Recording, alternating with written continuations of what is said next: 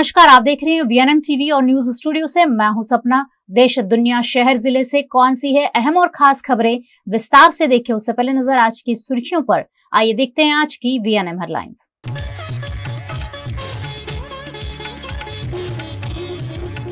चुनाव आयोग द्वारा पीएम की स्पीच की जांच शुरू, संपत्ति को मुसलमानों में बांटने पर दिया था बयान।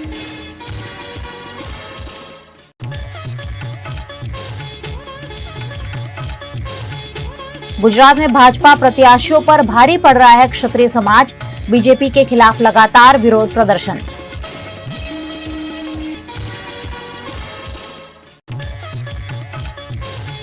और करोड़ों की चीटिंग का आरोपी ऋषि आरोठे गोवा से गिरफ्तार। ऋषि आरोठे ने 1 करोड़ से ज्यादा की ठगी।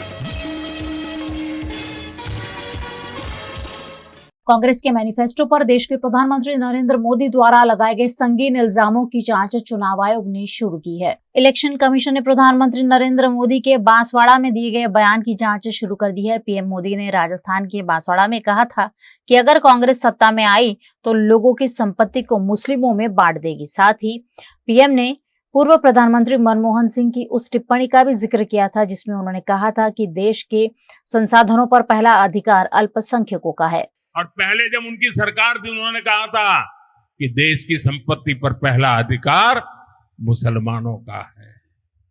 इसका मतलब ये संपत्ति इकट्ठी करके किसको बांटेंगे? जिनके ज्यादा बच्चे हैं उनको बांटेंगे। घुसपैठियों को बांटेंगे। क्या आपकी मेहनत की कमाई का पैसा घुसपैठियों को दिया जाएगा?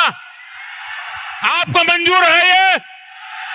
ये कांग्रेस का मैनिफेस्टो कह रहा है कि वो माताओं बहनों का सोने का हिसाब करेंगे, उसकी जड़ती करेंगे, जानकारी लेंगे और फिर उस संपत्ति को बांट देंगे। और उनको बांटेंगे जिनको मनमोहन सिंह जी की सरकार ने कहा था कि संपत्ति पर पहला अधिकार मुसलमानों का है। भाइयों बहनों, ये अर्बन नक्सल की सोच, मेरी माताओं बहनों, ये आपका मंगलसूत्र भी बचने नहीं देंगे, यहां तक जाएंगे, मैं कहने आया। पीएम के इस बयान के खिलाफ कांग्रेस और सीपीआईएम ने चुनाव आयोग में अलग अलग शिकायतें दर्ज कराई थी। कांग्रेस ने इलेक्शन कमीशन से अपील की थी कि पीएम मोदी के संपत्ति का बंटवारा वाले बयान पर एक्शन ले। कांग्रेस ने इस बयान को विभाजनकारी, दुर्भावना से भरा और समुदाय विशेष को टारगेट करने वाला बताया था। वहीं सीपीआईएम के जनरल सेक्रेटरी सीताराम येचुरी ने भी एक पोस्ट में इलेक्शन कमीशन से अपील की थी कि इस शिकायत पर ध्यान दे और पीएम मोदी और भाजपा के खिलाफ एक्शन ले। उन्होंने इस मामले में एफआईआर दर्ज की जाने की भी मांग की थी। इस मामले को गंभीरता से लेते हुए चुनाव आयोग ने बयान की जांच शुरू कर दी है। गुजरात के भावनगर में भारतीय जनता पार्टी और उनके नेताओं को लगातार विरोध का सामना करना पड़ रहा है। भावनगर के पालीताणा के नवागाम बोडेली में क्षत्रिय समाज का विरोध सामने आया है, जिसके बाद भारतीय जनता पार्टी की प्रत्याशी नीमू बांभनिया अपने चुनाव प्रचार के लिए पालीताणा दौरे पर थी। उस दौरान उन्हें विरोध का सामना करना पड़ा। क्षत्रिय समाज के युवाओं ने पुरुषोत्तम रूपाला के खिलाफ उग्र विरोध प्रदर्शन के साथ नारेबाजी की, जिसके बाद यहां सभा को रद्द कर दिया गया। लोकसभा चुनाव नजदीक है और ऐसे में क्षत्रिय समाज का विरोध भारतीय जनता पार्टी की मुसीबतें बढ़ा रहा है।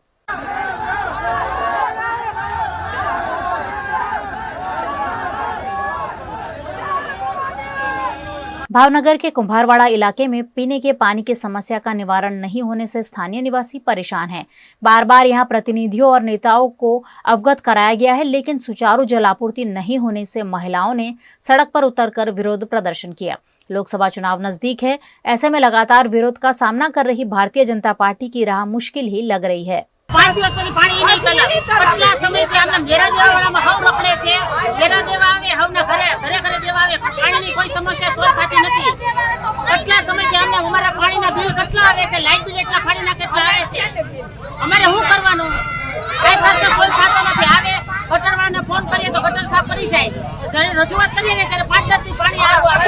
પછી આ મહિનામાં પાણી સારું આવે, આ લતામાં ખરાબ આવે. તેનું કારણ શું? गुजरात के सभी शहर जिलों में भारतीय जनता पार्टी को विरोध का सामना करना पड़ रहा है।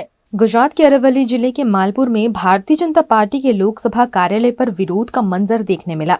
मालपुर में क्षत्रिय समाज के अग्रणियों ने भारतीय जनता पार्टी के कार्यक्रम में घुसकर विरोध प्रदर्शन किया। दरअसल राजकोट के भाजपा प्रत्याशी और केंद्रीय मंत्री पुरुषोत्तम रूपाला का विरोध पिछले कई दिनों से लगातार तेज हो रहा है।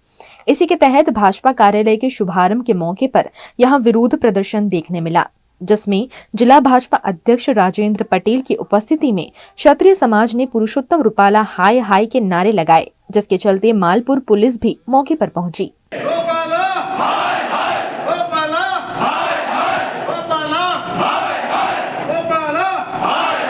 आज रोज मालपुर तालुकाના ક્ષત્રિય આગેવાનો અને યુવાનો અહીંયા ભાજપનો કાર્યકારી મોકલી હતો ત્યારે અમે અહીંયા આવેલા છીએ આ બાબતે વિરોધ કરવા માટે। અમારા માત્ર તો પહેલાં રૂપાલાનો જ વિરોધ હતો, પણ હવે લાગે છે કે ભાજપની આંખો હજુ ખુલતી નથી, એટલે આ વિરોધ યથાવત રહેશે, ચાલુ રહેશે અને અમારા વ્યક્તિઓ ગામડે જઈને આ બાબતે પ્રચાર કરશે, રૂપાલા વિશેની વાત ઉજાગર કરશે। નિર્ભસ શબ્દોમાં અમારા ક્ષત્રિયો વિશેથી બોલી ગયો છે, તો ઈશ્વર ક્યારે માફ નહીં કરે। હવે એનો ઇતિહાસ એ તો હવે ગવા છે કે રાજપૂતો કોણ હતા, કોઈની કહેવાની જરૂર નથી, કારણ કે અમે અમારી રીતના નિશ્ચિત રીતે કામ કરીએ છીએ। દરેક ગામની અંદર અમે ભાઈચારાથી રહીએ છીએ, છત્રીસ જોડે ચાલવાવાળા અમે છીએ।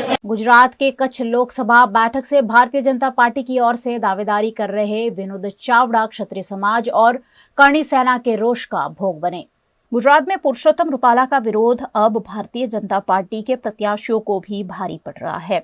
कुछ ऐसा ही कच्छ में फिर एक बार देखा गया, जहां भचाऊ में चुनाव प्रचार के दौरान विनोद चावड़ा को विरोध का सामना करना पड़ा। कच्छ लोकसभा भारतीय जनता पार्टी के प्रत्याशी विनोद चावड़ा अपना प्रचार प्रसार कर रहे थे। उस दौरान भचाऊ के जशोदा गांव में रूपाला हाय हाय के नारे लगाते हुए करणी सेना और क्षत्रिय समाज द्वारा विरोध प्रदर्शित किया गया, जिसके चलते विनोद चावड़ा वहां से चलते बने। जशोदा गांव में कच्छ मोरबी के भारतीय जनता पार्टी के प्रत्याशी विनोद चावड़ा का सरेआम नारे लगाकर विरोध किया गया। इस दौरान पुलिस भी विरोध करने वाले लोगों को काबू में करती दिखी, लेकिन भाजपा प्रत्याशी विनोद चावड़ा विरोध के चलते वहां से चलते बने। जसोदा गाममध्ये विनोदभाई चावडानी सभा હતી, તે દરમિયાન ભચાઉ તાલુકા કરણી સેનાના પ્રમુખ ભરતસિંહ જાડેજા અને મોટીચીરી ગામના ક્ષત્રિય સમાજના આગેવાનો યુવાઓ બધા સાથે મળી અને વિનોદભાઈ ચાવડાનો વિરોધ કરેલ છે। જોકે વિનોદભાઈ ચાવડાની એમનું હવે અમે નવું નામકરણ કર્યું છે વિનોદભાઈ રૂપાલા। વિનોદ રૂપાલાનો વિરોધ કરેલ છે અને વિનોદ રૂપાલાને ત્યાંથી અમે વિરોધ કરી અને સંદેશો આપ્યો છે કે એકે ગામમાં અમે ક્ષત્રિય સમાજ કોઈ પણ ગામમાં સભા કરવા નહીં આપીએ। આ નવી મોટી ચિરઈથી ભચાઉ તાલુકાની શરૂઆત થઈ છે। ભચાઉ તાલુકામાં કોઈ પણ ગામમાં એનો અમે સભા કરવા નહીં આપીએ। એ ક્ષત્રિય સમાજ અને કરણી સેના બંને સાથે મળી અને આજે પ્રોગ્રામ કરેલો છે। આ પ્રોગ્રામમાં અમારી સાથે દલિત સમાજના આગેવાનો, मुस्लिम समाजना आगेवानो और आहिर समाजना आगेवानो पण जोड़ायेला हता।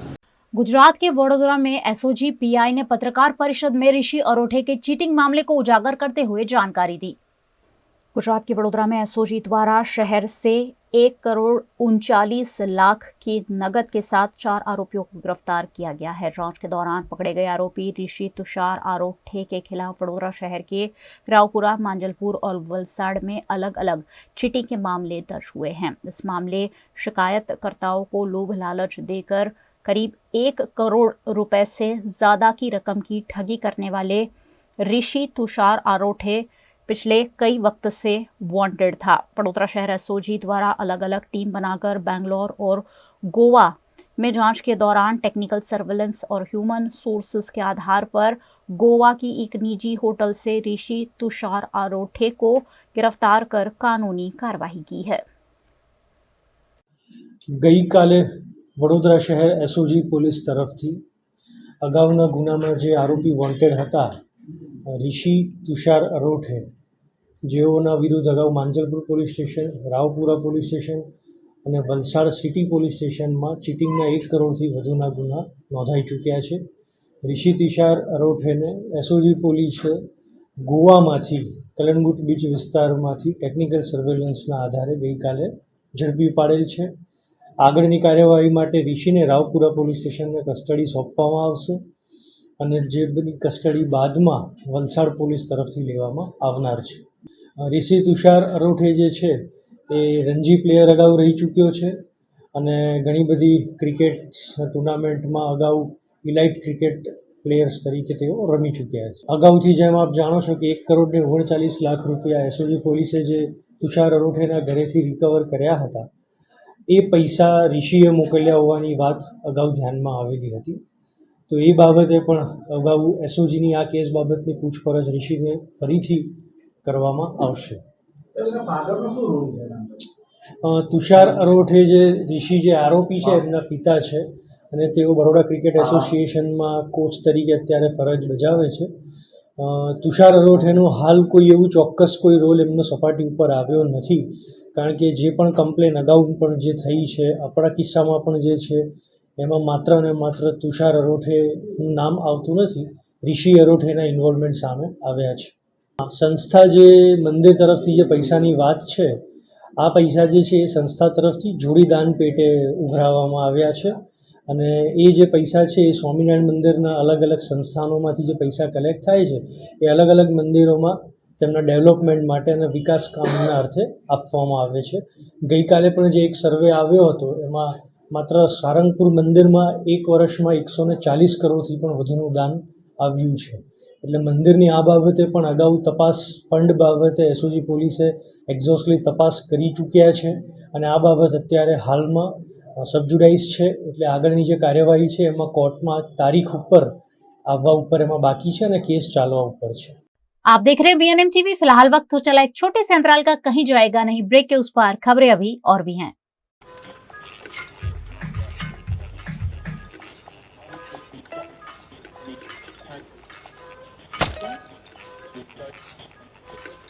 पंखा कम वोल्टेज में कम हवा. Switch to RR Signature BLDC fans जो दे फुल स्पीड कम वोल्टेज में. आरआर सिग्नेचर फैंस, आपके काम की बात. Shubh Mangal marriage bureau, trustful people for trustful relationship. अगर आप भी पुनर्विवाह करना चाहते हैं तो जुड़िए शुभ मंगल मैरिज ब्यूरो के कार्यक्रम रिश्तों के रंग लहराएंगे दिल की आवाज से, जो होने जा रहा है 12 मई 2024, जिसमें पुनर्विवाह के इच्छुक महिलाओं और पुरुषों को मिलेगा गाइडेंस एक्सपर्ट मैरिज काउंसलर से और मिल सकता है मौका आपकी पसंद के साथी को ढूंढने का भी. रिश्तों के रंग लहराएंगे दिल की आवाज से, 12 मई 2024 रविवार. रजिस्ट्रेशन के लिए संपर्क करें 9574087027. सुबह 11 से 1 और शाम 5 से 7 बजे तक. आपको अच्छे लाइफ पार्टनर से मिलाना, यही है शुभ मंगल की कोशिश, शर्तों के अधीन. Welcome to Courtyard Palladium. 3 BHK large size apartments જ્યાં તમને મળશે એક grand living room with an amazing view, સાથે એક comfortable dining area, a perfect kitchen for your perfect family. Now 3 bedrooms નો પહેલો bedroom with an amazing balcony view. સાથે the second bedroom which is very comfortable, very cozy and has ample of sunlight. And now for the third and the master bedroom of this house. This is so amazing, so grand and so beautiful. Best વાત આ apartments ની એ છે કે અહીંયા તમને મળે છે walk through balcony. So now I'll see you in the living room. Let's go. This is amazing, right? Courtyard Palladium, 3 BHK large apartments near Earth Infinity in Bhaili. Don't forget to visit.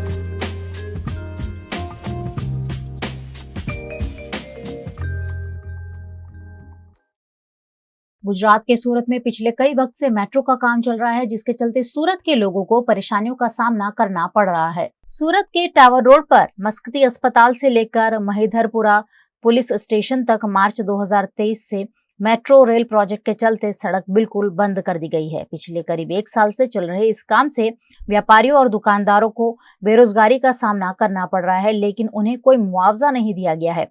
ऐसे में व्यापारियों ने न्याय की मांग के साथ SUDA भवन में आवेदन देकर योग्य मुआवजे की मांग की है. हमारी बिल्डिंग में मेट्रो रेल में 1 साल से काम चल रहा है और काम इतनी भयंकर तरीके से वाइब्रेशन हो रही है. हमारी दीवार को लग के एक साइड से, तीनों साइड से हमारे तरफ से काम हो रहा है, एक साइड से नहीं हो रहा है. हमको रास्ता पूरा बंद कर दिया है, जो मेन रोड था. अभी कोई भी कस्टमर एक्सेस ही नहीं है किसी को. हम लोग को रास्ता पीछे से मालूम है, हम लोग आते हैं तो पूरा डंडा बंद है. जितने भी तो टेनेंट थे वो निकल के चले गए. अभी दुकान खाली है, हमको मेंटेनेंस है, हमको टैक्स भरना है, हमारे पास में कोई सोर्स ऑफ इनकम नहीं है, ये इनकम थी वो बंद हो गई। अभी आप देखिए हमारे पास में वो कटोरा लेके बैठने का जैसा हाल हो गया है। सामने का जो 20-25 बिल्डिंग है उनको कॉम्पनसेशन मिला, अच्छी बात है, तो हमको क्यों आप इसमें से निकाल रहे हो? यहाँ पर देखो हमारे कॉम्प्लेक्स के करीब 156 है बाजू में है, और वहाँ पर तो रेसिडेंट्स भी है, उनकी जो परेशानी है, पानी नहीं मिलता है बराबर से, लाइट का प्रॉब्लम है, हमारी टेलीफोन लाइनें जैसे बंद हो गई है। जैसे मैं डिफेंस का कॉन्ट्रैक्टर हूँ, हमारा सब डिफेंस में इंटरनेट नहीं चलता है, फैक्स से काम होता है, तो पूरा फैक्स लाइन बंद है, मेरा पूरा कारोबार बंद हो गया। कांग्रेस के नेता राहुल गांधी ने आज नई दिल्ली में सामाजिक न्याय सम्मेलन को संबोधित करते हुए कहा कि बीजेपी दलित और ओबीसी की हिस्ट्री मिटाना चाहती है। कांग्रेस पार्टी के सामाजिक न्याय सम्मेलन कार्यक्रम में राहुल गांधी ने कहा कि कांग्रेस का मैनिफेस्टो देखकर पीएम घबरा गए हैं। ये क्रांतिकारी घोषणा पत्र है। हमने जाति जनगणना कराने का वादा किया है। भाजपा दलित ओबीसी की हिस्ट्री को मिटाना चाहती है। आपकी हिस्ट्री की जड़ को एक बार फिर लगाना होगा। जाति जनगणना को कोई शक्ति नहीं रोक सकती है। मोदी ने 10 साल देश से कहा कि वो ओबीसी है। जैसे ही मैंने जाति जनगणना की बात की तो मोदी बोलने लगे कि देश में सिर्फ 2 जाति है, अमीर और गरीब। मैं कहता हूं कि गरीबों की लिस्ट निकालिए, उसमें आपको दलित, आदिवासी, ओबीसी मिल जाएंगे, लेकिन अमीरों की लिस्ट में आपको ये तीनों समुदाय के लोग नहीं मिलेंगे। मोदी जी ने 10 साल देश को कहा कि मैं ओबीसी हूं। जैसे ही मैंने एक्सरे की बात की, जाति जनगणना की बात की, नरेंद्र मोदी कहते हैं जाति नहीं।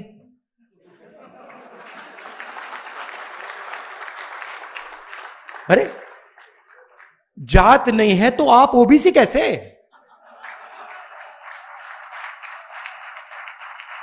फिर आपको उस टाइम कहना था मेरी तो कोई जात ही नहीं है। और फिर कहते हैं हिंदुस्तान में सिर्फ 2 जात हैं, अमीर और गरीब। ठीक है, अगर आप यह बात मानते हो कि हिंदुस्तान में सिर्फ 2 जात है, अमीर और गरीब, तो मैं आपसे कहता हूं कि गरीबों की लिस्ट निकालिए, उसमें आपको ओबीसी, दलित, आदिवासी मिल जाएंगे। और अमीरों की लिस्ट निकालिए, उसमें आपको एक दलित, एक आदिवासी, एक पिछड़ा नहीं मिलेगा, नहीं मिलेगा।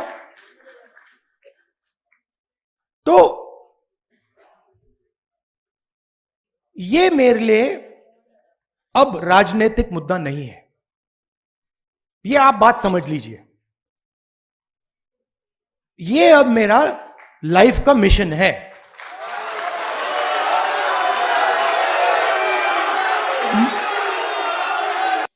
तो 2-3 चीजें हैं जो मैं आपको बताना चाहता हूं, और काम किस डायरेक्शन में करना चाहिए। सबसे पहले इसमें एक पॉलिटिकल डायरेक्शन है। पॉलिटिकल डायरेक्शन आपने मैनिफेस्टो में अच्छी तरह देख लिया है। आपने ही कहा कि मैनिफेस्टो क्रांतिकारी डॉक्यूमेंट है, उसमें एक्सरे है, और उसमें जो इनकम इनइक्वालिटी नरेंद्र मोदी जी ने की है, जो 22 लोगों को उन्होंने 16 लाख करोड़ रुपए ट्रांसफर किया, थोड़ा सा पैसा, ज्यादा नहीं, थोड़ा सा पैसा कांग्रेस पार्टी का मैनिफेस्टो वापस 90% को देने जा रही है। थोड़ा सा हमने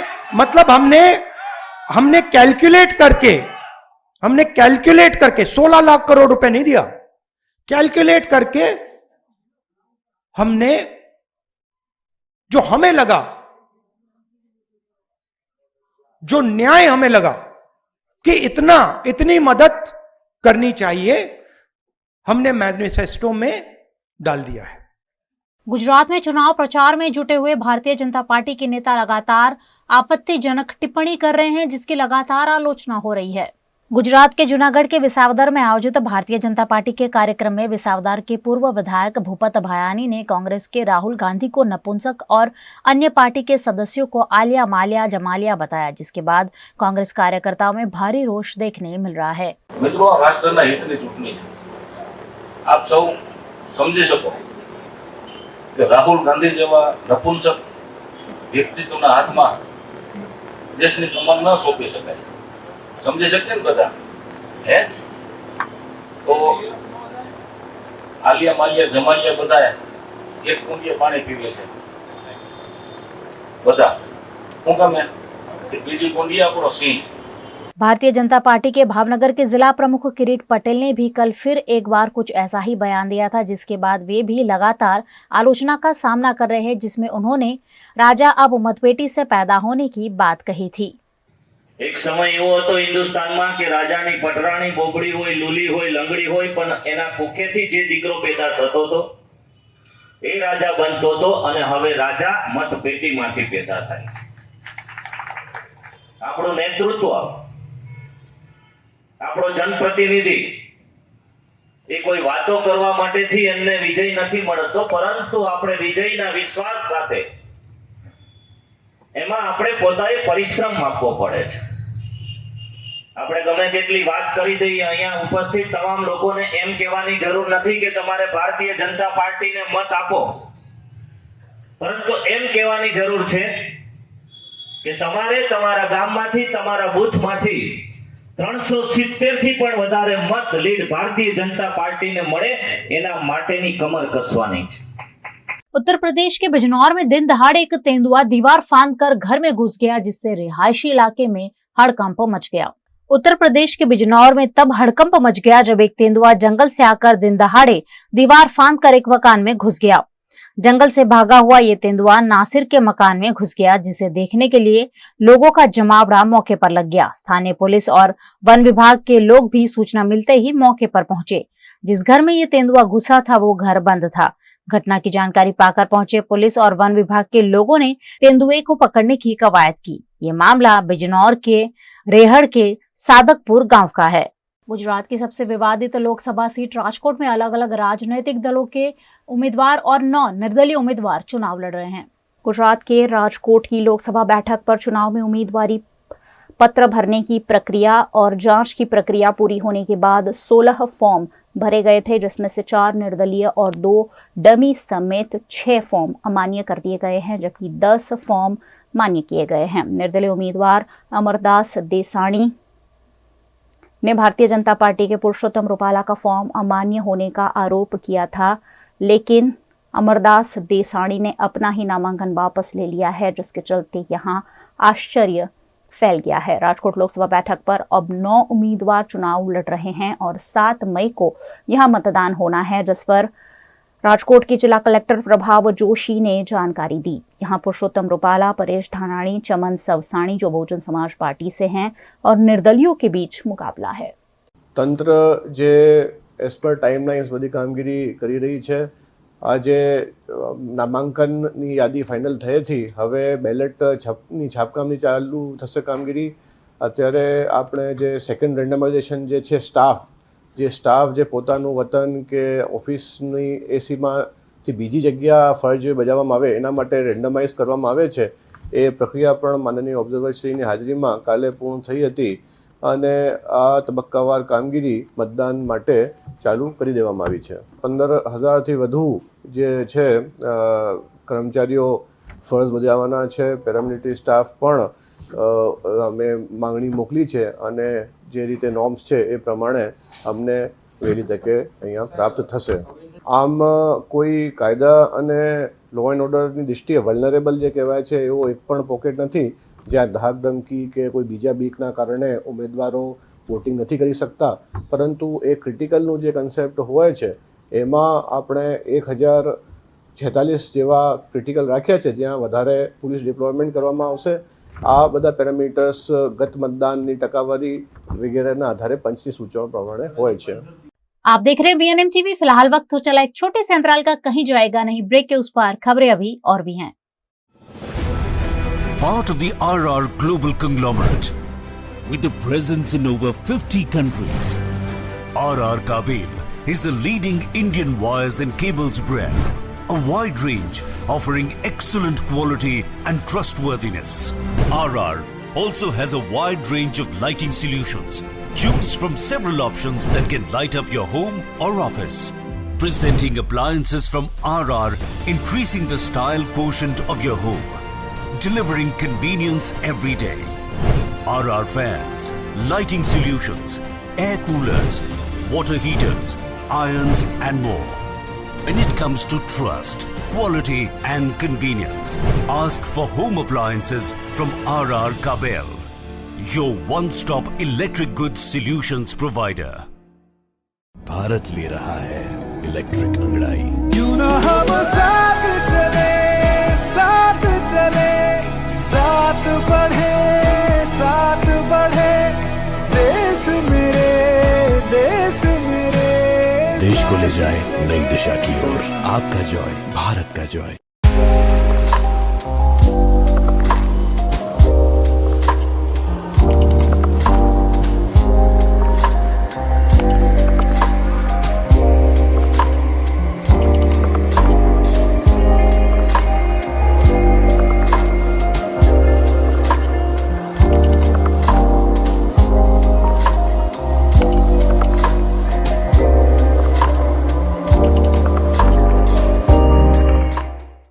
Every new year we take a new year resolution.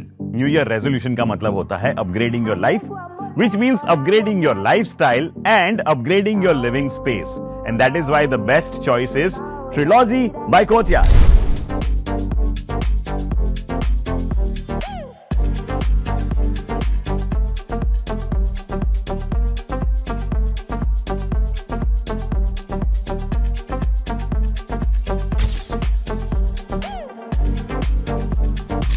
Trilogy by Courtyard. Finest architecture, world-class amenities, and a great space to live. Come check it out. Gujarat के वडोदरा के संत कबीर इंडियन इंटरनेशनल स्कूल में छात्रों को मतदान के प्रति प्रेरित किया गया। लोकतंत्र का उत्सव देश भर में उत्साह के साथ मनाया जा रहा है और इसमें जन सहभागिता लगातार सुनिश्चित की जा रही है। इसी के तहत वडोदरा के चापड़ में स्थित संत कबीर इंडियन इंटरनेशनल स्कूल में पूरे सप्ताह अलग अलग प्रतियोगिताओं के आयोजन के जरिए छात्रों को मतदान के महत्व समझाया गया, जिसमें स्लोगन मेकिंग प्रतियोगिता, पोस्टर मेकिंग प्रतियोगिता, वीडियो बनाने की प्रतियोगिता, चुनावी बॉन्ड पर पैनल चर्चा, नुक्कड़ नाटक समेत के विभिन्न आयोजन किए गए।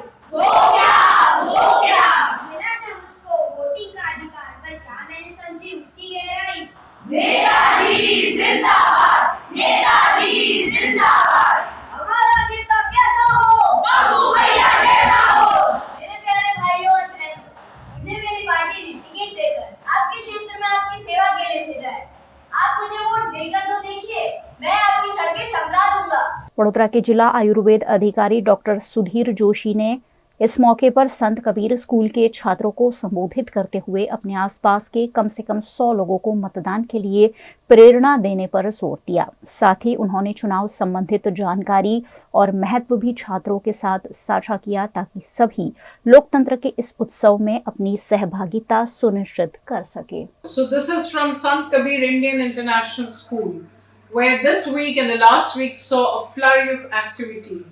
You all know that the elections are just around the corner and we need to choose the right candidate. Well, these activities were all aimed at promoting awareness amongst the adults who are in the voting age to exercise their right.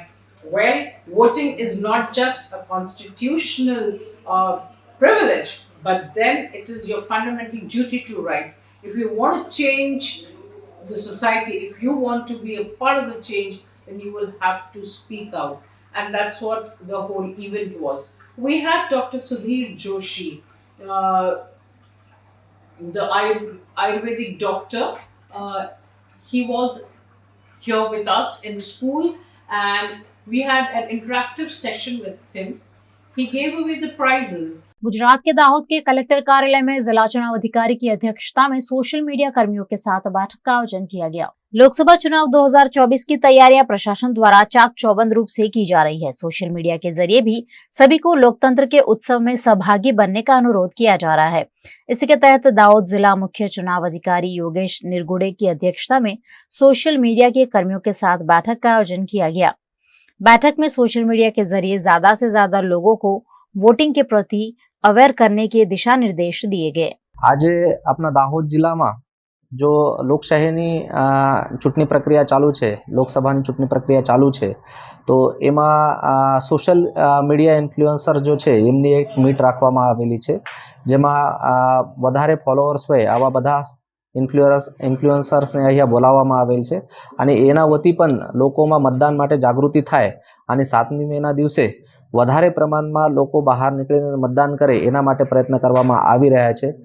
બધા social media influencers અને પત્રકાર મિત્રો जो છે એમને અમને આશ્વાસન આપ્યું છે કે પોતાના તરફથી પણ ક્રિએટિવ કન્ટેન્ટ તૈયાર કરીને લોકોમાં मतदान બાબતે જાગૃતિ નિર્માણ કરશે અને લોકોને વધારેથી વધારે मतदान કરવા માટે પ્રેરિત કરશે। छत्तीसगढ़ के गौरेला पैंड्रा मरवाही में हनुमान जन्मोत्सव के मौके पर नागेश्वरी मंदिर कुम्हारी में भक्तों का तांता देखा गया। देश भर में हनुमान जन्मोत्सव उत्साह के साथ मनाया गया। पूरे भारतवर्ष में राम भक्त हनुमान लला के जन्मोत्सव को लेकर धूम देखने मिली। भक्तों ने सुबह से ही कतारों में लगकर भगवान हनुमान जी के दर्शन किए। इस मौके पर भजन कीर्तन पूजा पाठ समेत के धार्मिक आयोजन मंदिर में किए गए। हर जगह जय श्री राम का नारा गूंजता हुआ देखने मिला। आदिवासी अंचल मरवाही की कुम्हारी में मां नागेश्वरी के हनुमान सेवा समिति के भक्तों द्वारा भजन कीर्तन सुंदरकांड पाठ हवन इत्यादि करवाए गए, जिसमें बड़ी संख्या में श्रद्धालु शामिल हुए। देखिए, हिंदू जागरण मंच, विश्व हिंदू परिषद और बजरंग दल और राष्ट्रीय स्वयं सेवक संघ, इन सभी का सामूहिक प्रयास पूरे जिले में हम ये बताना चाहते हैं कि अब राष्ट्रवाद का उदय पूरे देश में हो चुका है और इसी राष्ट्रवाद के द्वारा ही आगे कहा जाए कि भारत को हम विश्व गुरु बना सकते हैं। और मैं पूरे जिले वासियों को ही कहना चाहूंगा कि भक्तिमय मार्ग पर चल के ही हम अपने देश को विश्व गुरु बना सकते हैं। आप सभी हनुमान जी, राम जी की कृपा आप सब पर बनी रहे। ये बहुत हर्ष का विषय है कि इस समय जो है हिंदुत्व का जागरण हो रहा है। हिंदू भाई जितने भी हैं वो समझ पा रहे हैं कि हमारा कर्तव्य क्या है और हनुमान जी कर्तव्य बोध कराने के लिए राम काज कीने बिना मोहि कहाँ विश्राम।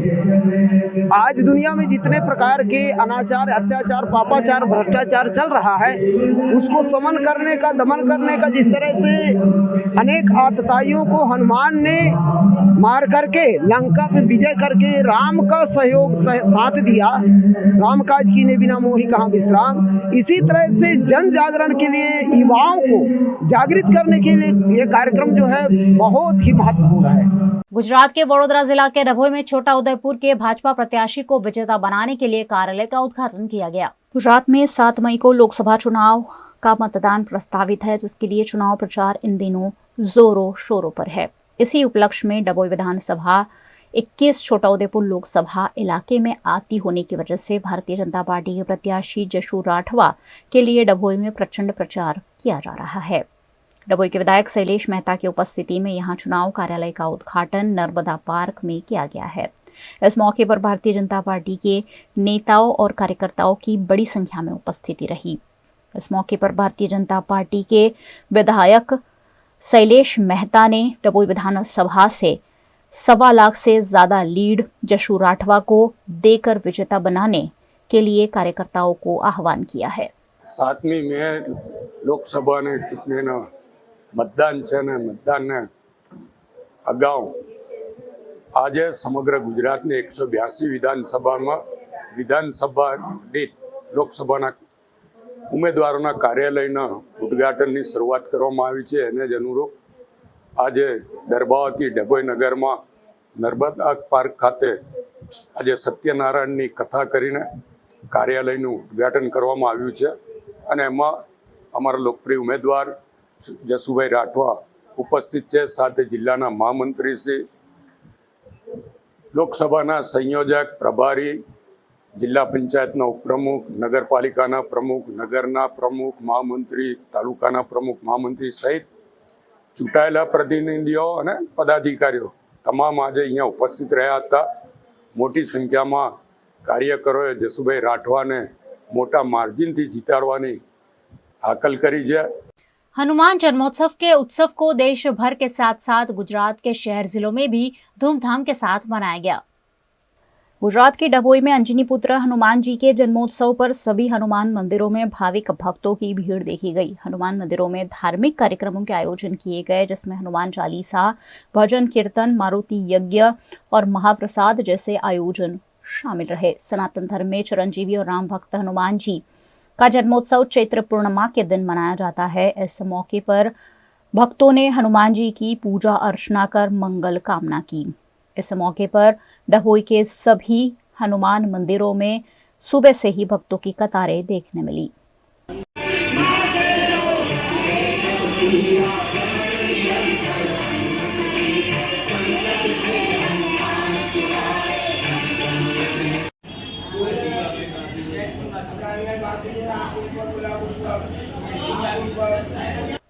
भारत में सिर्फ 2 ही जगह पर आराम की मुद्रा में हनुमान जी की प्रतिमा के दर्शन होते हैं। एक है इलाहाबाद के त्रिवेणी संगम पर, जबकि दूसरा अरवली के मोडासा तालुका के साकरिया गांव में सोए हुए भीड़भंजन हनुमान जी के अलौकिक दर्शन किए जा सकते हैं।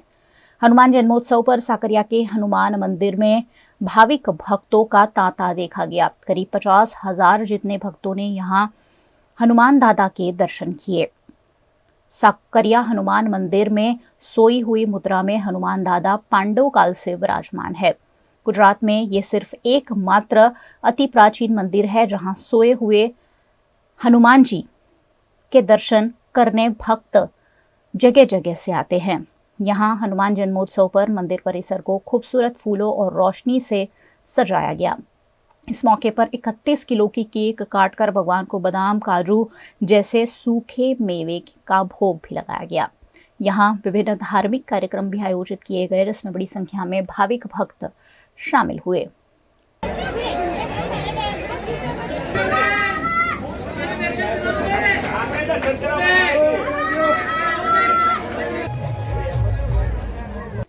गुजरात के अमरेली के धारी में पूज्य संत श्री वेलनाथ जयंती और हनुमान जयंती के मौके पर भव्य शोभा यात्रा का आयोजन किया गया। धारी कोली समाज द्वारा शोभा यात्रा पूज्य संत श्री वेलनाथ बापू जी की जन्म जयंती और हनुमान जन्मोत्सव के मौके पर निकाली गई। इस मौके पर पूजा अर्चना और शोभा यात्रा में बड़ी संख्या में भाविक भक्त शामिल हुए। इस मौके पर भजन कीर्तन और सामूहिक प्रसाद का भी आयोजन किया गया। धारी कलिकाल के हाजरा हजूर देवता हनुमान महाराज की दिव्य शोभा यात्रा धारी सरदार नगर से घोड़े, रथ और डीजे के सुरताल पर निकाली गई, जिसमें संत, महंत और भाविक श्रद्धालु बड़ी संख्या में शामिल हुए। सरदार नगर में रहने वाले नितिन दादा जोशी के घर से ये शोभा यात्रा निकली, जो अलग अलग राजमार्गों पर घूमी। इस मौके पर बड़ी संख्या में लोग भी शामिल हुए। भजन संध्या और महाप्रसाद के आयोजन भी इस मौके पर किए गए।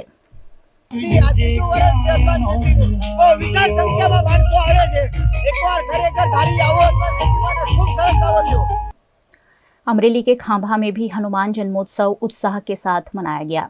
खांभा के जग प्रसिद्ध पिंगड़वीर हनुमान जी के मंदिर और पंचमुखी हनुमान मंदिर और खांभा के सभी हनुमान मंदिरों में भक्तिभाव और उत्साह से हनुमान जयंती मनाई गई। इस मौके पर पिंगलवीर हनुमान जी मंदिर में पूजा अर्चना, महाप्रसाद समेत के धार्मिक आयोजन किए गए, जिसमें खांभा के सरपंच और राजनेताओं के साथ साथ संत और महंत भी उपस्थित रहे।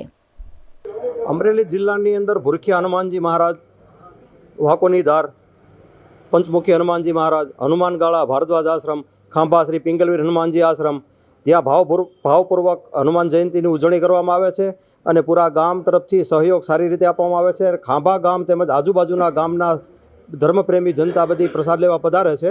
ખાંભા જો કે આમ તો આખું ગામ ધોવાડાબંધ જ હોય છે, એવી સારી રીતે ઉજવણી કરવામાં આવે છે। અને બહાર જે અમારા ખાંભાના વસેલા વેપારીઓ છે, સુરત, અમદાવાદ, મુંબઈ, ત્યાંથી અમને ખૂબ પ્રમાણમાં સહયોગ મળે છે અને આવી જ રીતે વર્ષો વર્ષ અમે હનુમાન જયંતિની ઉજવણી કરીએ। हनुमान जन्मोत्सव के मौके पर गुजरात के प्रसिद्ध तीर्थधाम चांदोद नवा मांडवा में मारुति यज्ञ, हनुमान चालीसा पाठ, महाआरती और लोक डायरे का आयोजन किया गया।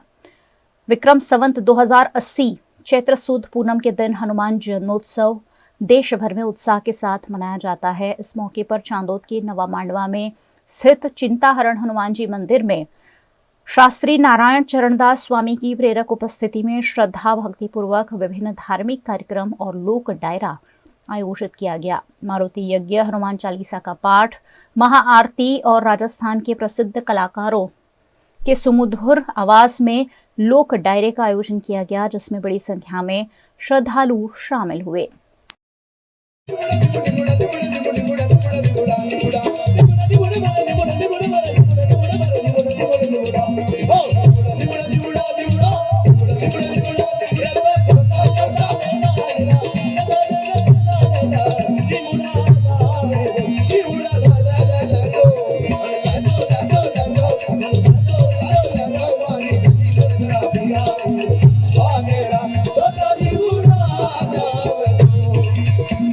गुजरात के वडोदरा जिला के सावली में हनुमान मंदिर के पुनः निर्माण और पुनः प्राण प्रतिष्ठा पर भव्य धार्मिक कार्यक्रम आयोजित किया गया। गुजरात के वडोदरा जिला के सावली के अंजेसर गांव में हनुमान जन्मोत्सव के मौके पर अंकित पटेल और ग्रामजनों के सहयोग से जोहरिया हनुमान दादा के मंदिर का नए सिरे से पुनः निर्माण और पुनः प्राण प्रतिष्ठा की गई है।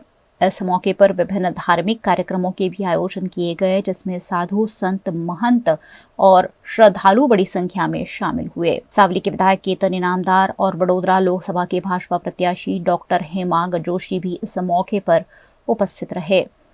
साथ ही गुजरात के नामांकित भजनिक चिंतन पटेल द्वारा यहाँ भजन का रसपान भी करवाया गया। यहाँ आयोजित डायरे में जयेश बारोट, दर्शन बारोट, मनीषा फागड़ी, गुजराती फिल्म कलाकार ममता सोनी समेत के कई कलाकारों ने भजन की रंगत जमाई।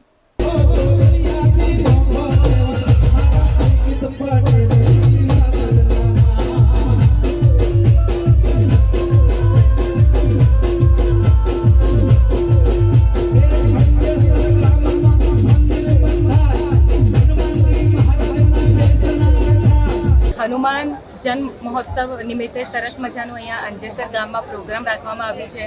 અમારા અંકિતભાઈ પટેલ એન્ડ બધા લોકોએ અહીંયા એમને સહયોગ આપ્યું છે અને હું પણ આજે આ ગામમાં પહેલીવાર આવી છું। અમારા લોક લાડીલા લોક ગાયક સૌના ચહિતા જયેશભાઈ બારોટના આમંત્રણને માન આપીને देश भर में रंग पकड़ चुके लोकसभा चुनाव के माहौल के बीच देश के प्रधानमंत्री मोदी उत्तर प्रदेश के आगरा में भी 25 अप्रैल यानी कल चुनावी सभा को संबोधित करेंगे। लोकसभा चुनाव के लिए उत्तर प्रदेश के आगरा में 7 मई को मतदान होना है। भारतीय जनता पार्टी की ओर से यहां चुनाव प्रचार के लिए 25 अप्रैल गुरुवार को देश प्रधानमंत्री नरेंद्र मोदी की भव्य रैली आयोजित करने की योजना बनाई है, जिसकी तैयारियां भी भारतीय जनता पार्टी के साथ साथ पुलिस और प्रशासन द्वारा शुरू कर दी गई है। आगरा के कोठी मीना बाजार के मैदान में देश के प्रधानमंत्री नरेंद्र मोदी, भाजपा प्रत्याशी एसपी सिंह बघेल और राजकुमार चाहर के पक्ष में संयुक्त आम सभा को संबोधित करेंगे और भाजपा के पक्ष में वोट डालने की जनता से अपील भी करेंगे, जिसमें आगरा लोकसभा के केंद्रीय चुनाव कार्यालय पर बैठकें कर मोदी की रैली का खाका तैयार किया गया। इस दौरान प्रवक्ता धर्मेंद्र सिंह, जो महानगर प्रदेश के उपाध्यक्ष है, उन्होंने बताया कि प्रधानमंत्री की प्रस्तावित रैली की तैयारियां पूरी कर ली गई है। 25 तारीख को देश के यशस्वी प्रधानमंत्री नरेंद्र मोदी जी की यहाँ पर कोठी बाजार मीना आगरा में एक विशाल रैली है, जो आगरा लोकसभा और फतेहपुर सीकरी लोकसभा की एक संयुक्त रैली है।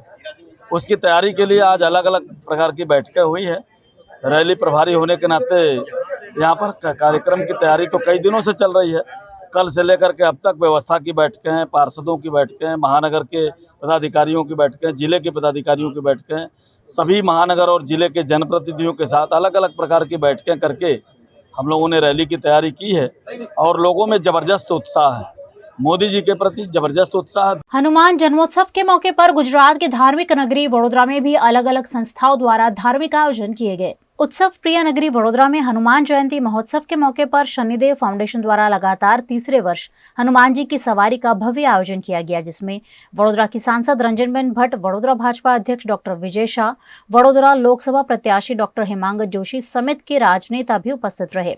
इस्कॉन मंदिर के महंत नित्यानंद जी द्वारा सभी भक्तों के लिए महाप्रसाद की व्यवस्था भी की गई। गोत्री वासना और भाईली इलाके के युवक मंडलों के सहयोग से लगातार तीसरे वर्ष आयोजित इस हनुमान जी की सवारी में बड़ी संख्या में भाविक भक्त शामिल हुए। इस दौरान स्वच्छता का खास संदेश भी लोगों तक पहुंचाया गया। हनुमान जी की अद्भुत प्रतिमा और अलग अलग वेशभूषा में सज्ज लोग, ऊंट गाड़ी इत्यादि इस शोभा यात्रा का आकर्षण बने। गोत्री के अलग अलग इलाकों में घूमते हुए ये शोभा यात्रा महीनगर के हनुमान जी मंदिर पर संपन्न हुई। हनुमान जन्मोत्सव निमित्ते गोत्री खाते સની ફાઉન્ડેશન દ્વારા હનુમાનજીની શોભાયાત્રાનું આયોજન કરવામાં આવ્યું છે। તેમાં તમે જોઈ શકો છો કે ઊંટ ગાડી, બળદ ગાડી, નાના છોકરાઓની વેશભૂષા અને અનેક બીજા ઉપકરણો સાથે હનુમાનજીની શોભાયાત્રાનું આયોજન છે।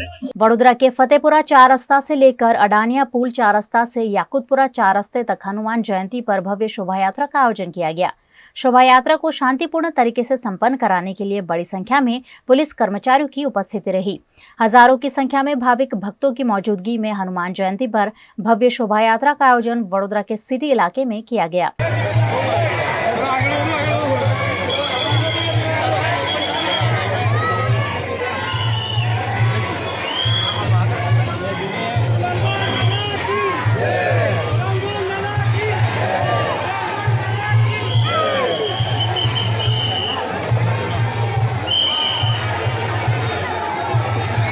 हनुमान जन्मोत्सव के मौके पर दिवालीपुरा के कष्टभंजन देव हनुमान जी मंदिर में भी महाप्रसाद का आयोजन किया गया, जिसमें सैकड़ों की संख्या में भक्तों ने मौजूद रहकर महाप्रसाद का आनंद लिया।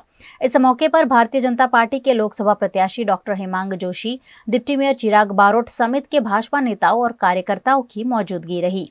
गुजरात के वडोदरा में सरदार बाग स्विमिंग पूल से स्विमिंग कर बाहर निकली महिला की कार्डियक अरेस्ट से मौत हो गई। वडोदरा के अलकापुरी की अरुणोदय सोसाइटी में रहने वाली चेतना पटेल सरदार बाग स्विमिंग पूल में स्विमिंग के लिए गई हुई थी। 1 घंटा स्विमिंग करने के बाद जब वे बाहर निकली तो उन्हें सांस लेने में दिक्कत होने लगी। फौरन 108 को बुलाया गया और उन्हें निजी अस्पताल में भर्ती कराया गया, लेकिन उनकी मौत हो गई। कार्डियक अरेस्ट की वजह से चेतना पटेल का निधन हो गया। सरदार बाग स्विमिंग पूल में घटी घटना के बाद प्रशासन द्वारा तत्काल बोर्ड लगा दिया गया है और स्विमिंग के लिए आने वाले सदस्यों को डॉक्टर के परामर्श के बाद ही स्विमिंग करने की अपील की गई है। चुनावी बिसात पर फिर एक बार तैयार है सियासी मोहरे, लेकिन शय और मात होंगे आपके हाथ। क्या होंगे चुनावी वादे, क्या होंगे चुनावी जुमले, कौन लड़ेगा मुद्दों पर चुनाव, कौन झोंकेगा देश की आंखों में धूल।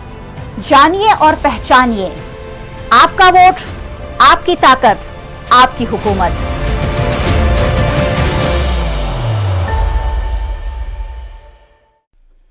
नमस्कार, मैं हूं मयूरिका और वीआरएम टीवी पर फिर एक बार चुनावी चक्कर में आप सभी का स्वागत है। रोज शाम 4 बजे चुनावी चक्कर में बातें होती हैं चुनाव की, चुनाव में कंटेस्ट कर रहे प्रतिनिधियों की और अलग अलग राजनीतिक दलों की विचारधाराओं की, क्योंकि वोट आखिरकार आपको करना है। लेकिन चुनाव जब आता है, चुनाव के आसपास बहुत सारी चीजें आती हैं। लोकतंत्र का उत्सव हम इसे कहते हैं। चुनाव वैसे भी व्यंग्य से भी जुड़ा हुआ है और नेताओं को सीधे सीधे कुछ कहने की हिम्मत तो हमें होती नहीं है। पत्रकार है तो कह सकते हैं, लेकिन जो कवि होते हैं वो अपने स्टाइल में नेताओं पर कुछ ना कुछ फप्तियां कसते रहते हैं। और आज एक ऐसे ही कवि, एक ऐसे ही लेखक जिन्हें वीएनएम के जरिए हमने बहुत बार देखा है, वडोदरा शहर और पूरा गुजरात उन्हें भली भांति जानता है, ऐसे एक कवि और लेखक हमारे साथ है और वो है मृगांक शाह। थैंक यू, बहुत बहुत स्वागत है। Thank you. मृगांक भाई के साथ आज मैं कम बोलूंगी। मृगांक भाई जो बोलते हैं ना, वो आपके दिल में सीधा सीधा उतर जाएगा और मताधिकार का प्रयोग करने की हर किसी से अपील हो रही है। मृगांक भाई से भी पूछते हैं, मृगांक भाई वोट करवाना ने? ना, હું નહીં કરું। કેમ? એવું તો હોતું હોય? સવાલ જ નથી। બધા નેતાઓ કોઈ કાસ્ટને નામે વોટ માગે છે, કોઈ ધર્મને નામે વોટ માગે છે। એક સામાન્ય નાગરિક રીતે મરે શું? તમે વિચાર કરો, તમારી સામે એક ગરીબ લાચાર માણસ બેઠો છે, એક કલ્પના કરો। એ તો એવું જ કહે છે ને કે મારે તો 2 ટંકનું ખાવાનું સસ્તા ભાવે મળે, એ મારી ઈચ્છા છે, મારી તો એટલી મોટી ઈચ્છા પણ નથી. એ તો તમારે તો પહેલો વોટ કરવો જોઈએ. સરકારની જે યોજનાઓ જે સારી હોય ને, જે સરકાર સારી હોય ને, સારી યોજનાઓ બનાવે. કેમ? સસ્તું અનાજ તો સરકારી યોજના મળશે, સરકારી સ્કૂલોમાં શિક્ષણ તો સરકાર આપશે, સરકારી દવાખાનાઓમાં સારી સ્વાસ્થ્યની સુવિધાઓ તો સરકાર આપશે. તો વોટ તો કરવો જ પડે, તો જ તમને સારી સરકાર સારી યોજનાઓ આપે. નહીં તો તમે આવા ને આવા જ રહી જાઓ. પછી તો વિચારવા લાયક છે તમારે. વિચારવા લાયક છે. હજુ એક વાત કહું, આપણા દેશને વિશ્વની ત્રીજી ઇકોનોમી બનાવવાની વાત થઈ રહી છે, એમાં પણ આપણે સહભાગી થવાનું છે. વોટ તો કરવો પડે. તમે આટલો મને કન્વિન્સ કર્યો તો થોડો કન્વિન્સ થયો છું. અચ્છા, પણ અચ્છા, થોડાક જ થયા છો. પણ બી પૂરો થઈ જશે હમણાં. હું તમને જે વાત કહેવાનો છું, જોર્જ નાથન નામના માણસે, જે બહુ મોટો વિવેચક હતો, એણે કીધેલું કે ખરાબ ઉમેદવારો એ સારા વોટર્સને કારણે ચૂંટાય છે જે વોટ આપવા જતા નથી. ખૂબ સરસ. એટલે હું જો વોટ નહીં આપું તો ખરાબ માણસ ચૂંટાશે, અને તે વખતે હું પછી હું કહી નહીં શકું, ફરિયાદ નહીં કરી શકો. જે જોઈએ છે એની માટે લડશો નહીં તો જે મળે છે એની માટે રડશો નહીં. ખૂબ મોટી વાત છે. લડશો નહીં તો પછી રડશો નહીં. અત્યારે તમારો સમય છે, 5 વર્ષ નહીં રડતા અગર સારી સરકાર નહીં બનાવો. સનસ્ટ્રોક, જે SON સ્ટ્રોક, SON સ્ટ્રોક, સન નહીં, SON સ્ટ્રોક, SON સ્ટ્રોક નવું લાવ્યા. એટલે એવું છે. તો સગાવત માટે વોટ માંગે છે. તો મને બેરોજગારી માટે કોઈ વોટ નથી માંગતું, સગાવત માટે માંગે છે. હું સામાન્ય છું, મને તો મતલબ છે કે 2 ટંકનું ખાવાનું સસ્તું મળે, તો મારે શું કામ વોટ આપવો? મારી જરૂરિયાત જે છે એને તો કોઈ પક્ષ પાસે એજન્ડા જ નથી, બધા નેતો હવામાં જ ઉડે છે. તો નેતાઓ જે વચન આપે છે ને, ચલો એ ચૂંટાયા ઉમેદવારો, પણ પછી એ લોકોએ જે વચન આપ્યા છે પૂરા કર્યા કે નહીં એનો કોઈ ફીડબેક જ આપતા નથી. આઇન્સ્ટાઈનનું નામ સાંભળ્યું છે ને? આઇન્સ્ટાઈન માટે બધું રિલેટિવ છે, કોઈ પણ ટ્રુથ બધું રિલેટિવ છે. નેતાઓ માટે રિલેટિવ જ બધું છે. ખરાબ ઉમેદવારો એ સારા માણસોને કારણે ચૂંટાય છે જે વોટ આપવા જતા નથી. બિલકુલ. એટલે વોટ આપવા જે લોકો નથી જતા એની લીધે ખરાબ માણસો ચૂંટાય છે, કારણ કે સારા માણસો વોટ નથી. બિલકુલ બિલકુલ એ રીતે છે. અને આ છે ને મારું નથી, જોર્જ નાથન નામના મહાન વિવેચકનું વાક્ય છે. નેતાઓને એમ લાગતું હોય કે અમને તો કોણ ક્યાં શું કહેવાનું, પણ એક કવિ જે હોય, એક વ્યંગ્યકાર જે હોય, એક કાર્ટુનિસ્ટ જે હોય, એ તો બધું જ કહી જાય. માણસની છોડો, આકાશ પણ રાજનીતિ કરે છે. કેવી રીતે? એવું તો હોતું હોય. માણસની છોડો, આકાશ પણ રાજનીતિ કરે છે. જે તારો એની સામે થવા જાય એ તરત ખરે છે. આ તો બહુ મોટી વાત બોલી ગયા તમે. આકાશ પણ રાજનીતિ કરે છે. અને આ આકાશનો મતલબ કોનાથી છે એ સમજી લો. એ સમજી લો. અને સૂર્ય ને તો ક્યાં વખત જ છે એની સામે જોવાનું. બિલકુલ. ઉમેદવારો સૂર્યને તો ક્યાં વખત છે એની સામે જોવાનો, તોય પૃથ્વી ઘેલી થઈને એની આજુબાજુ ફરે છે. સૂર્યને વખત નથી, એટલે કે ઉમેદવારોને વખત નથી આજુબાજુ જોવાનો, તોય મતદારો એની આગળ પાછળ ફરે છે.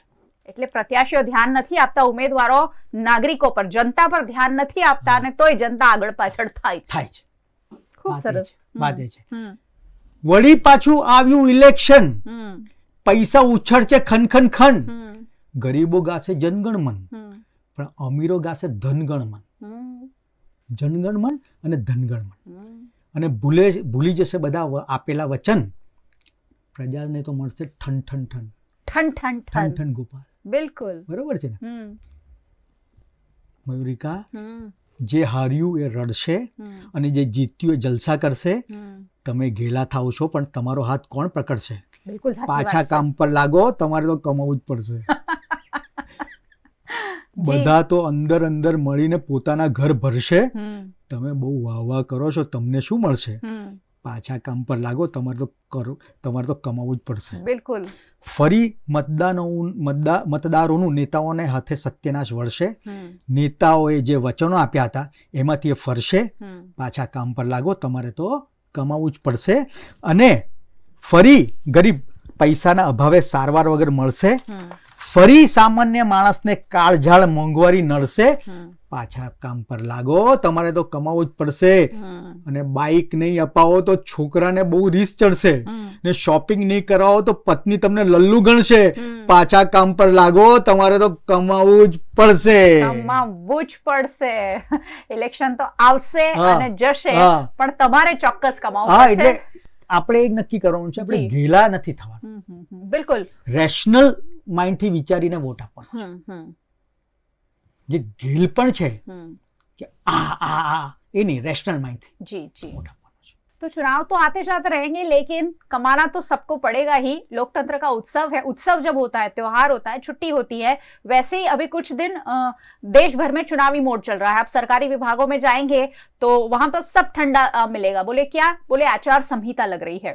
तो आचार संहिता के नाम पर फिलहाल देश में काफी कुछ ठंडा पड़ा है, लेकिन जैसे ही चुनाव खत्म होंगे कमाना तो सबको पड़ेगा ही. यही कह रहे मृगांक भाई. और मृगांक भाई के वन लाइनर्स बहुत ज्यादा फेमस और इतने ज्यादा सटीक होते हैं कि सीधे दिल पर लग जाए. वन लाइनर्स तो तुम्हारा कमाल ना होय छे, कुछ ये भी हो जाए. અમદાવાદમાં રાજકારણીઓ વધારે છે અને વડોદરામાં કચરા પેટીઓ વધારે છે. My God. કેમ ખબર છે? કારણ કે વડોદરા પાસે ચોઈસ હતી.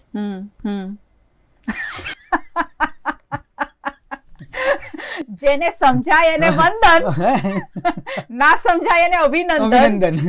અમદાવાદમાં નેતાઓ વધારે છે અને વડોદરામાં કચરા પેટીઓ વધારે છે. કારણ કે વડોદરા પાસે ચોઈસ હતી અને વડોદરાએ ચોઈસ નો વ્યવસ્થિત ઉપયોગ નથી કર્યો એવું તમે કહેવા માંગો છો. હજુ થઈ જાય. જ્યારે રાજકારણીઓ એવું કહે કે આ બધી પરસેવાની કમાણી છે, ત્યારે તરત એને પૂછજો કોના? જનતાના. સમજી લો કોના.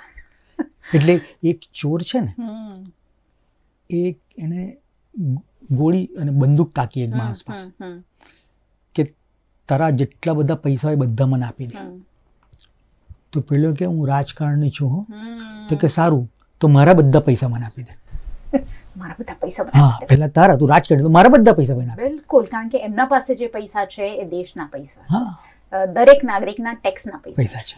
તો રાજકારણીઓ જો એમ કહે કે પરસેવાની કમાઈ છે તો એ કોના? એ પૂછજો. સવાલ પૂછજો. એક નેતા ગાડીમાં જતા હતા જી અને સિગ્નલ આવ્યું તો ઉભા રહ્યા. તો ત્યાં ભલે સિગ્નલમાં આપણે બધા બધું વેચે છે છોકરાઓ. કોઈ બુક વેચે, કોઈ ફૂલ, ખબર આવી જાય તરત કોઈ. એટલે એ નેતાએ બારીનો કાચ ખોલી અને પેલા છોકરો આવ્યો કે લઈ લો. એટલે નેતાએ કીધું ક્યારેક પેન્સિલ, ક્યારેક રમકડા, ક્યારેક પુસ્તકો, તું શું શું નથી વેચતો? પેલાએ કીધું દેશ. વાહ વાહ, ખૂબ મોટી વાત કહી દીધું એને કે તમે દેશ ના વેચશો, હું તો નાની નાની વસ્તુઓ વેચી રહ્યો છું. ખૂબ સરસ. એટલે જ ને કીધું ને મેં કે ગરીબો માટે જનગણમન, અમીરો માટે ધનગણમન. બિલકુલ. દેશની આ જ સ્થિતિ છે અને એને કવિતાઓમાં અને વન લાઇનર્સમાં મૃગાંકભાઈ આપણી સમક્ષ મૂકી રહ્યા છે. મૃગાંકભાઈ, તમે એવા ચાપખા મારો છો તમારા શબ્દોથી કે સામેવાળું ના સમજતું હોય તો એને લાગે કે આ તો યાર મારા પર જ છે. તમને વન લાઇનર મને યાદ આવ્યું કે અમારા જમાનામાં સ્કૂલમાં ઉદ્યોગ નામનો વિષય હતો. સ્કૂલ નામનો ઉદ્યોગ નહોતો. શું વાત. યસ. આજકાલ શિક્ષાનું જે વ્યાપારીકરણ થયું છે, નાનું બાળક પ્રી સ્કૂલમાં જાય એટલે એને લાખો રૂપિયા ભરવા પડે. દુઃખ એ નથી કે જુઠ્ઠાઓ બહુ બોલે છે, દુઃખ એ છે કે સાચું બોલનારાઓ ચૂપ રહે છે. બહુ મોટી વાત છે આ વાત. હું રોજ લોકોને કહી રહ્યું છું, દુઃખ એ નથી કે જુઠ્ઠાઓ બહુ બોલે છે. જુઠ્ઠાઓ બહુ બોલે છે. જુઠ્ઠાઓ કોણ છે એ તમે સમજી હા જાઓ. પણ દુઃખ એ છે કે સાચું બોલનારો ચૂપ રહે છે. અને સાચું બોલનારા તો તમે જ છો અને હા, હું જ છું. હા એ જે ચૂપ આપણે નહીં ચૂપ રહેવા છીએ. જોઈએ પણ ચૂપ રહે છે. જી. દુઃખ એ નથી કે મૂર્ખાઓમાં એકતા છે. હમ. દુઃખ એ છે કે બુદ્ધિશાળીઓમાં ફાટફૂટ રહે છે. બિલકુલ. અને દુઃખ એ નથી કે બેઈમાનોને જલસા છે. દુઃખ એ છે કે સજ્જનોના દિલમાં દુઃખ રહે છે. બિલકુલ. આ અત્યારે ચૂંટણીના સંદર્ભે જ કહી રહ્યો છું જી જી જી. કે જ્યારે મોટા મોટા વચનો આપવામાં આવે છે, જ્યારે દિવાલે માતાજીના ફોટા અને ટેબલે કામ થાય ખોટા. દિવાલે માતાજીના ફોટા અને ટેબલે કામ થાય ખોટા. અંદર ટેબલ એટલે આ બધા એકવાર ચૂંટાય ને પછી આ બધું જ શરૂ થાય છે. બિલકુલ. એટલે એક નાગરિક તરીકે એટલું જાણવું જોઈએ, વોટ આપો, રેશનલી આપો. કારણ કે મને JF કેનેડીનું એક વાક્ય બહુ જ ગમે છે. Ask not what your country do for you, ask not what country do for you, ask what you can do for your country. બિલકુલ. એને માટે પણ મને વોટ આપવાનું મન થાય છે. ત્રીજી વાત એ છે કે આપણી પાસે એક જ તો વોટ આપવાનું છે, બીજું તો આપણી પાસે ક્યાં કોઈ આવે છે? ન્યાયતંત્ર આપણા હાથમાં નથી કશું. તો એક જ અધિકાર છે સૌ મોટો, જે દેશને ચલાવી શકે. એટલે એ રીતે પણ વોટ આપવો. ચાલો તમને એમ થાય, પણ એ રીતે પણ વોટ આપો કે vote you can do for your country.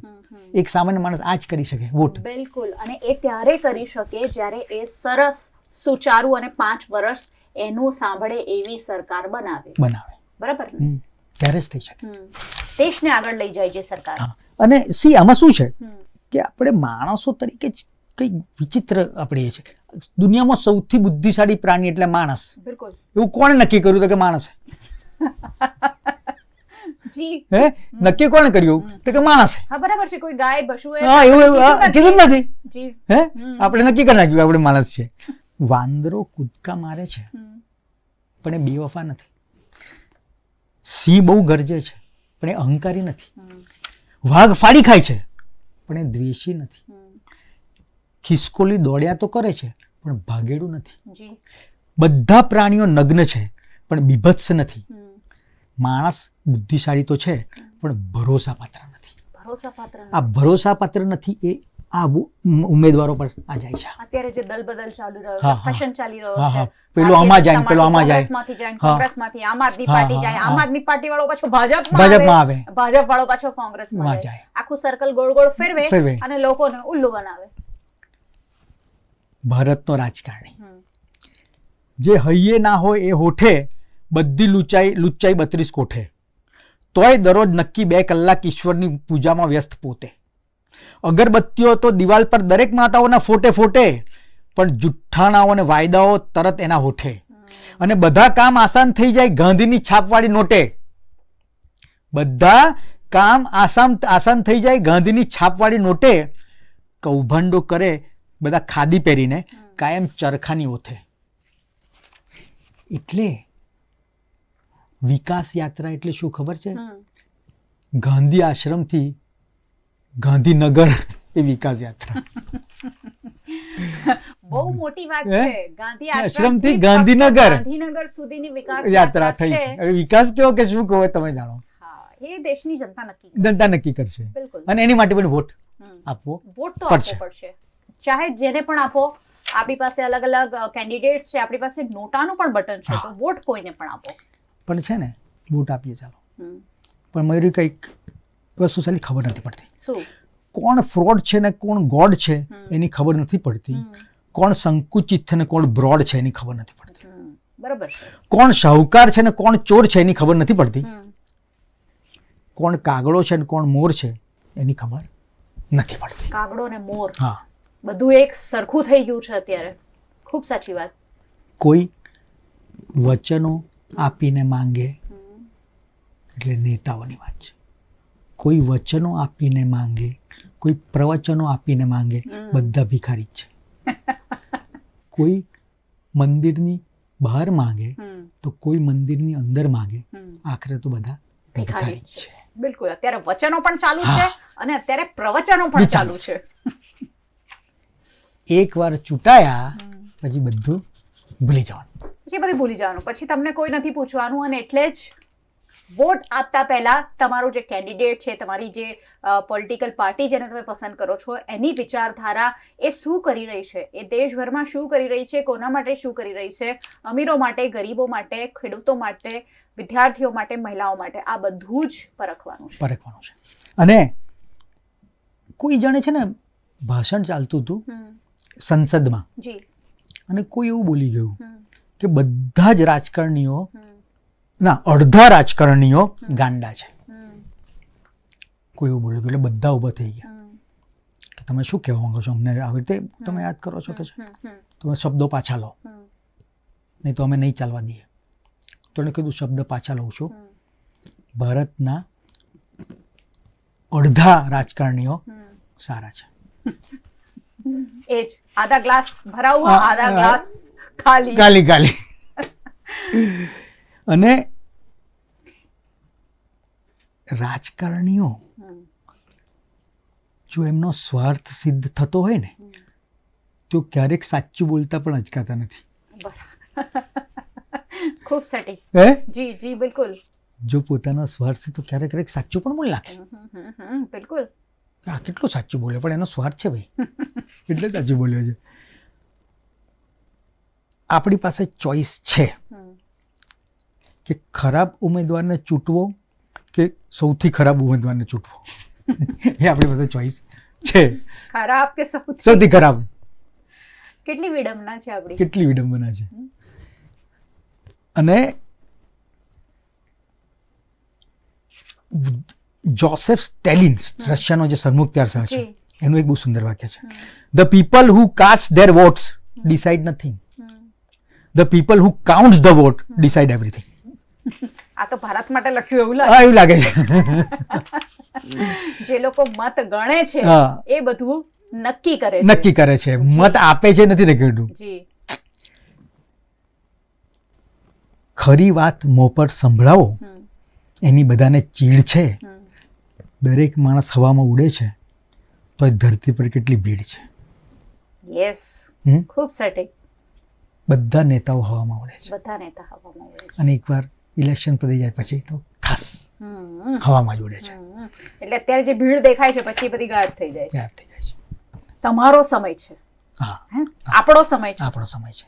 એ આપણે બગાડવો નથી કોઈ સારે. તો શું કરીએ બોલો. મૃગાંકભાઈ, એક છેલ્લો સવાલ પૂછીશ. વોટ જ્યારે તમે આપવા જાઓ, શું વિચારીને જાઓ, શું સમજીને જાઓ? હું અહીંયાથી એ જ ક્લિયર કરવાની કોશિશ રહી છું કે વોટ જ્યારે આપવો, શું વિચારીને આપવો, કેવા લોકોને આપવો, એના માટે તમે શું વિચારીને જાઓ? તમે એક બુદ્ધિજીવી વર્ગના વ્યક્તિ છો. મેં કીધું ને, આ જ વાક્ય મને બહુ ગમે છે કે ખરાબ ઉમેદવારો એ સારા વોટર્સને કારણે ચૂંટાય છે જે વોટ આપવા જતા નથી. એટલે પછી વોટ તમે આપવા જાઓ ને તો તમને અધિકાર નથી ગાળો આપવાનો. બિલકુલ. ફરિયાદ કરવાનો સમય નથી. ફરિયાદ તમે ચૂકી ગયા ટ્રેન. એટલે અને બીજું આ મેં કીધું એ જ મને છે JF કેનેડીનો બહુ સુંદર વાક્ય છે. મને ફરીથી ask not what country can do for you, ask what you can do for your country. Yes, તમે તમારી કન્ટ્રી માટે શું કરી શકો છો તો વોટ આપી શકો છો. યસ, વોટ આપી શકો છો. બીજું શું? લોકતંત્રમાં સૌથી મોટો અધિકાર વોટનો છે. હા, કારણ કે એક વોટ જ્યારે કાઉન્ટ થાય છે ત્યારે એક સરકાર બની જાય છે. અને એટલે જ હું વોટ આપીશ. વોટ આપશો. મેં તમને કન્વિન્સ કરી નાખ્યા. तो मृगांक भाई तो तैयार है वोट करने के लिए. पहले नहीं तैयार थे, कह रहे थे कि मुझे क्या मिला, मैं क्यों वोट करूंगा. पर अभी लेकिन अब आप तैयार हैं. और देश का हर नागरिक तैयार होना चाहिए.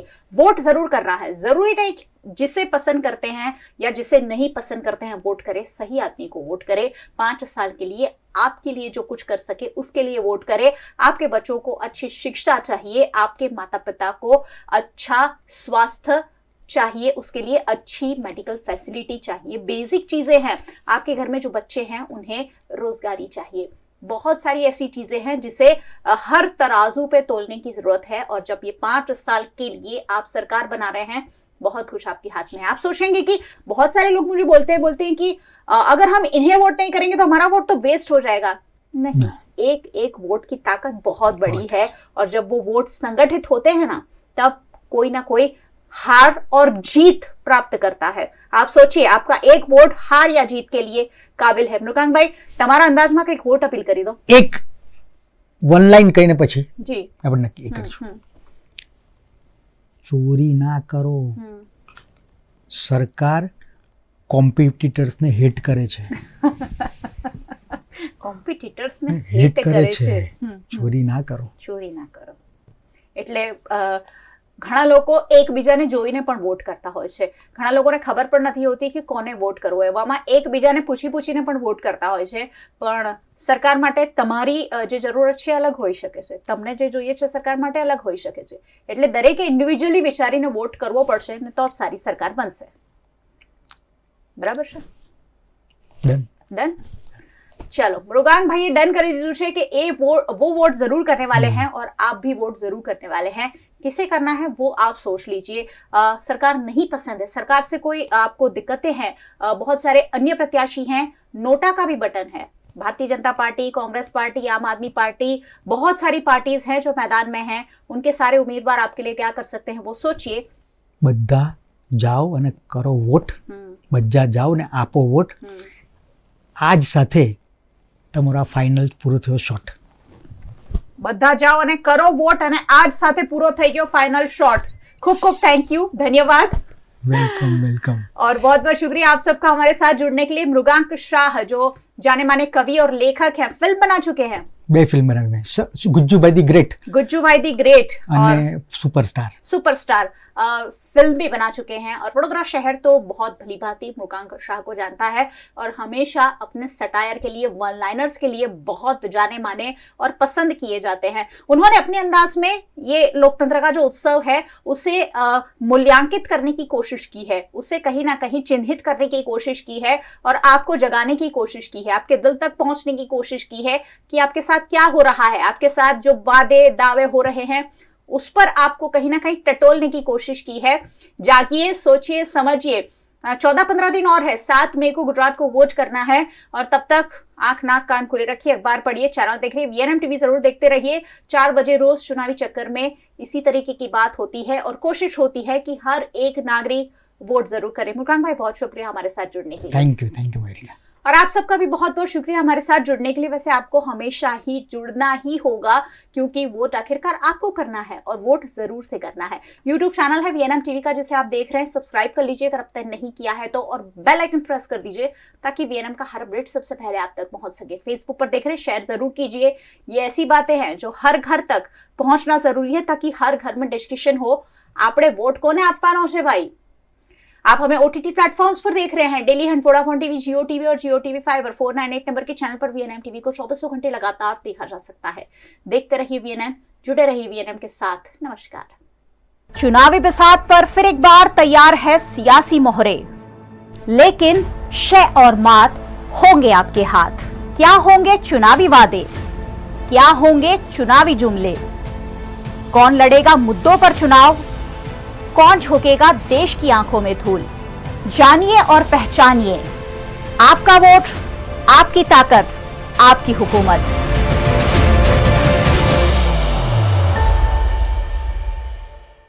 आप देख रहे हैं VNM टीवी और ये थी दिन भर की खबरें। VNM टीवी की सारी खबरें आप YouTube, Facebook, Instagram के अलावा OTT प्लेटफॉर्म पर लाइव देख सकते हैं। आप डेली हंट, जियो टीवी और वोडाफोन टीवी पर 24 घंटे देख सकते हैं खबरें, अपडेट्स और शोज। तो देखते रहिए VNM टीवी। मुझे दीजिए इजाजत, नमस्कार।